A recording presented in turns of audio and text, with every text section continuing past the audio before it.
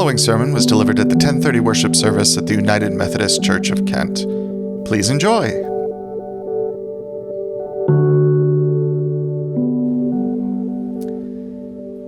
In the novel some of us read for this past week's book discussion, one chapter of it focused on a history teacher living in Ghana.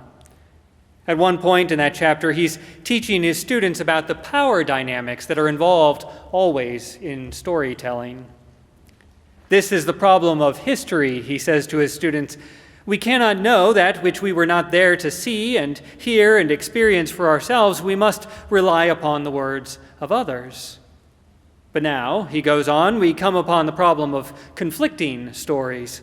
One person reports some event one way, another reports the same event differently. Whose story do we believe? After waiting for a moment for his students to consider the question, the teacher goes ahead and offers his own answer. We believe the one who has the power, he says, for he is the one who gets to write the story. And so when you study history, he instructs his students, you must always ask yourself, whose story am I missing? Whose voice was suppressed so that this voice could come forth? Once you have figured that out, you must find that story too. From there, you begin to get a clearer, yet still imperfect, picture. That's not only the part of the task of reading history, that's part of the task of faithfully reading our scriptures too.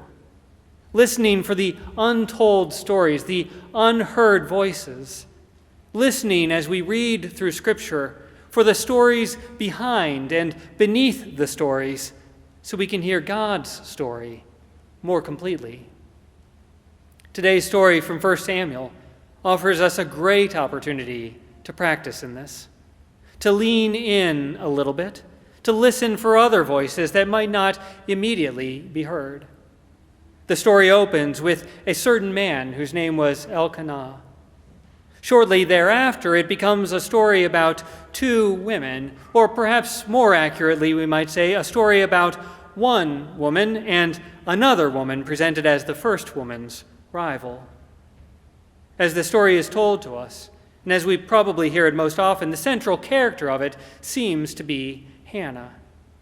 Although, truth be told, Hannah's story really is just a setup for Samuel's story, Samuel, her son, whose own story is a setup for the story of David, Israel's first king, the one who will exercise monarchical power. But if we stick with just today's section of the story, Hannah is the first one named, and it seems to be told from her perspective. Peninnah, on the other hand, is presented to us as the other woman, Hannah's rival, who provokes and irritates her. But I wonder, as I read this story, and I'm so grateful for the voices of writers like Dolores Williams and Renita Weems and Will Gaffney over the past few decades, whose writing inspires my wondering. I wonder, as I read and reread this story today, what would Peninnah want to tell us about all of this?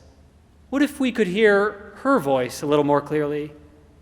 If Peninnah were allowed to speak in her own words, to tell her own story instead of just being the villain in someone else's story, what might she want to say? Would it be the same story or an entirely different story? And how might we hear God's story through her story? God's life-giving, loving, liberating word, a word perhaps we tend to miss when we hear this story as only or primarily about Hannah. From Peninnah's story, with Peninnah more centered in it, it becomes a story about the pain of living in a loveless marriage. It becomes the story of a woman married to a man who is married to at least one other woman, and everyone knows that that other woman is the woman he prefers. It becomes a story about a human being dehumanized, a woman used for her body, for her ability to produce children for the man who doesn't love her, and then discarded by that man because he prefers someone else.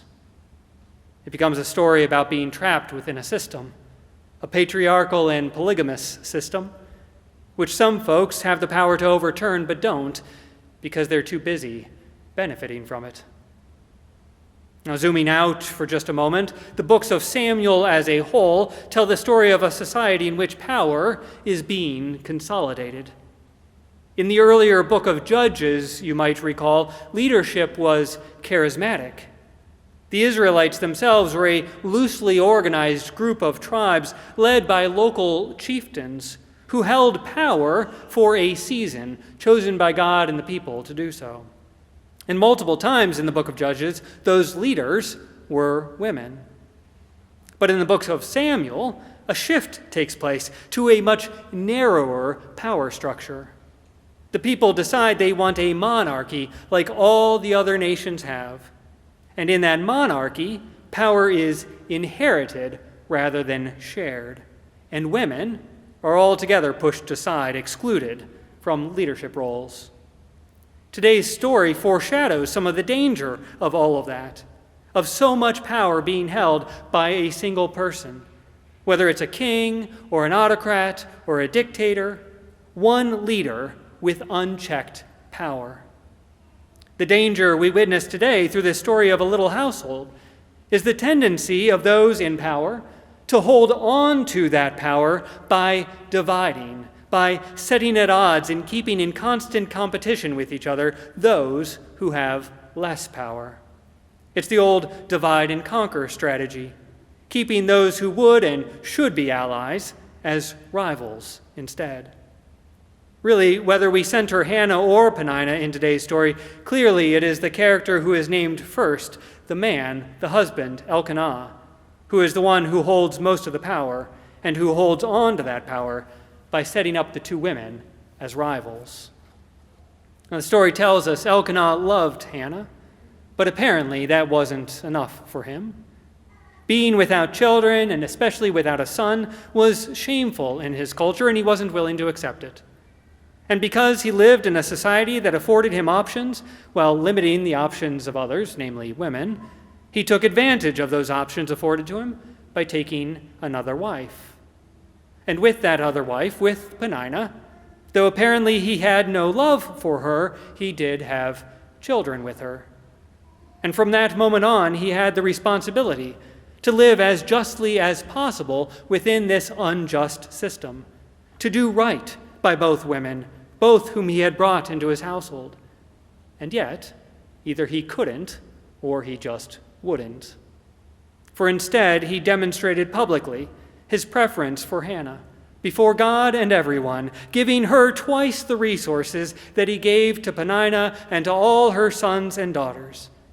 In so doing, he publicly shamed Peninnah, although she had done nothing wrong and everything right according to all the rules of the world they lived in, a world where powerful men controlled women's bodies. And in response, Peninnah acted out. But she acted out against the one who symbolized her hurt, Hannah, instead of against the abuse of power that had hurt her and that had kept her in her hurt. That is really the terrible, insidious way that patriarchy and other systems of hierarchical power still work. They keep folks at the bottom of their power structures fighting against each other instead of being allies against the structures that are entrapping them. Now, the story tries to tell us that it is because of his love for Hannah that Elkanah abuses Peninnah. But surely, at least to my ear, that is a very thin sort of love, if it's any love at all. For love, as I know it, love is not stingy. Love does not help one person by hurting another. Love does not lift up one person by shoving another down. That, I think, is fear. That's fear of losing power. That's not love. For surely love is big enough, love is broad enough, love is strong enough to overflow to everyone.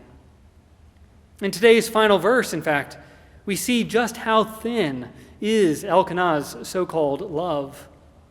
In consoling Hannah, his focus, notice, is entirely on himself.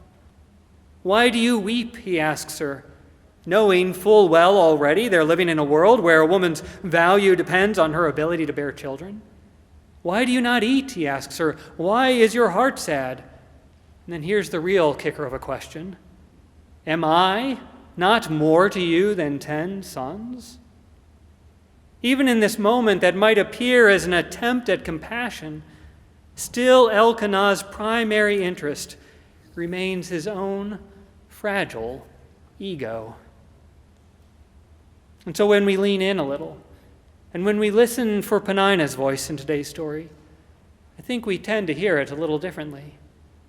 We hear it as a story about hard realities still very much at work in our world today, in our households, in our workplaces, in our politics, in our communities. Peninnah's voice reminds us that we can do everything that is right as far as we know how and still get hurt. That people with power often will abuse that power to get more power, even when it means hurting folks around them. And that no system of domination survives on the power of the powerful alone.